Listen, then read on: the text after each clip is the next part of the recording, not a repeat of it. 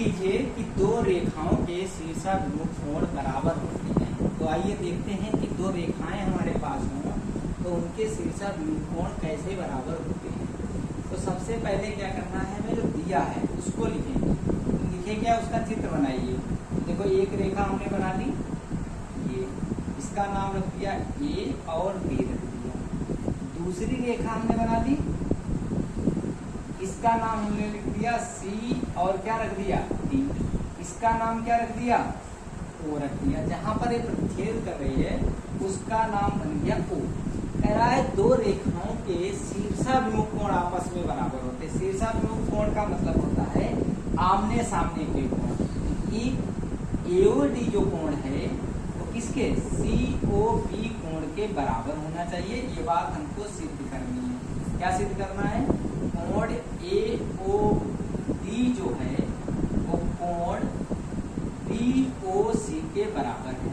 और इस दूसरा शीर्षाभिमुख कोण एओसी है और एओसी कोण किसके बराबर होना चाहिए, बीओडी के बराबर होना चाहिए। तो दो बातें ये हमको क्या करके लानी है, सिद्ध करके लानी है। एओसी कोण बीओडी के बराबर। तो आइए अब इसकी हम लोग क्या करते हैं, उत्पत्ति करते हैं। तो उत्पत्ति करने के लिए क्या करेंगे,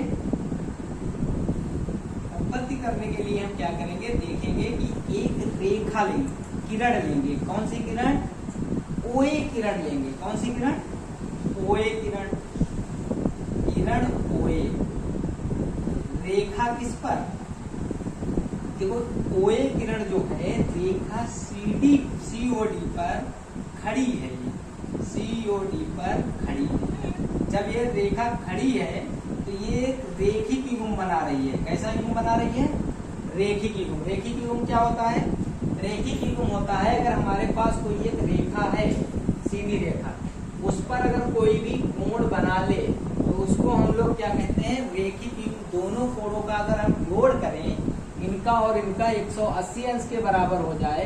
मान लो ये यक्ष कोण है, ये वाई कोण है, 180 अंश हो जाता है इनका योगफल, तो वो रेखिक युग्म कहलाता है। तो अगर यहाँ पर हम लोग देखें कि सीओडी हमारी रेखा है, इस पर ओए किरण खड़ी है, इसका मतलब एओसी कोण और दूसरा कोण कौन सा बन रहा है, एओडी कोण। दोनों मिलके 180 अंश का कोण बनाएंगे। तो इसलिए हम इसे लिख देंगे कोण एओसी, तो इधर वाला कोण एओडी प्लस कोण एओडी बराबर कितना हो जाएगा, 180 डिग्री। ये क्यों ऐसा हुआ, क्योंकि ये रेखिक युग्म बना रहा है। रेखिक युग्म का मतलब होता है एक रेखा पर दो कोण बन रहे हैं जिनका योग 180 अंश होता है। इसको हम लोग क्या करेंगे, समीकरण नंबर 1 मान लेंगे। अब क्या करेंगे, देखो हमको कौन सा कोण लाना है, ये वाला कोण लाना है इसके बराबर, एओसी के बराबर। तो देखो अब कौन सी किरण ले लेते हैं, ओडी किरण ले लेते हैं। जब हम ओडी किरण को लेंगे तो वो किस रेखा पर खड़ी होगी, एओडी पर खड़ी, एओबी पर खड़ी होगी। तो लिखेंगे किरण ओडी रेखा एओबी पर खड़ी है। अगर ये खड़ी रेखा है तो इसलिए देखो क्या हो जाएगा, एओडी और प्लस में क्या आ जाएगा, बीओसीडी बराबर आ जाएगा किसके, 180 अंश के। इनका योग क्यों होगा, ये भी रेखिक युग्म बना रहे हैं, इसलिए ये कितने अंश के हो जाएंगे, 180 अंश के हो जाएंगे। अब इसको क्या करेंगे, इसको हम समीकरण नंबर कितना मान लेंगे, 2 मान लेंगे। अब जरा देखिए समीकरण 1 लेते हैं और समीकरण 2 लेते हैं। जरा इनको जरा देखो, इनका आरएचएस 180 अंश के बराबर है और इसका भी आरएचएस 180 अंश के बराबर है। मतलब दाहिना पक्ष दोनों का आपस में क्या है, बराबर है। अगर दाहिने पक्ष बराबर है समीकरण 1 और 2 से, तो बाएं पक्ष भी एक दूसरे के क्या हो जाएंगे, बराबर हो जाएंगे। इसलिए हम लोग यहाँ पर लिखेंगे समीकरण 1 व 2 से।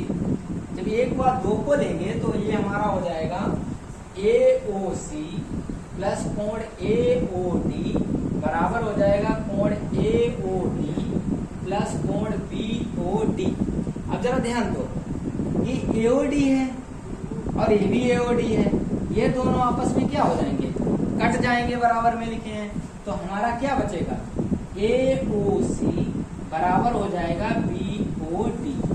यही सिद्ध करना था।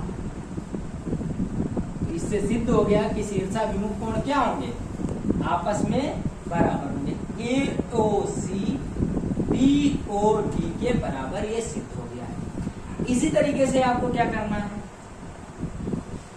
अब की किरण कौन सी लेनी है, OC किरण लेनी है, और फिर इसके साथ वाली कौन सी किरण लेनी है, OB किरण लेनी है। दोनों का इसी तरीके से आपको क्या करना है, योग करना है। योग करने के बाद बराबर करोगे तो कुछ जो कॉमन वाला कोण होगा वो आपस में BOC कट जाएगा, और ये वाला कोण इसके बराबर आ जाएगा, या इधर वाला कोण इसके बराबर आ जाएगा। उसे आपको स्वयं करना है। तो इतना आपको समझ में आ गया होगा। इसी की सहायता लेकर आप अगला वाला पार्ट, ये वाला पार्ट अपने आप सॉल्व करेंगे। धन्यवाद।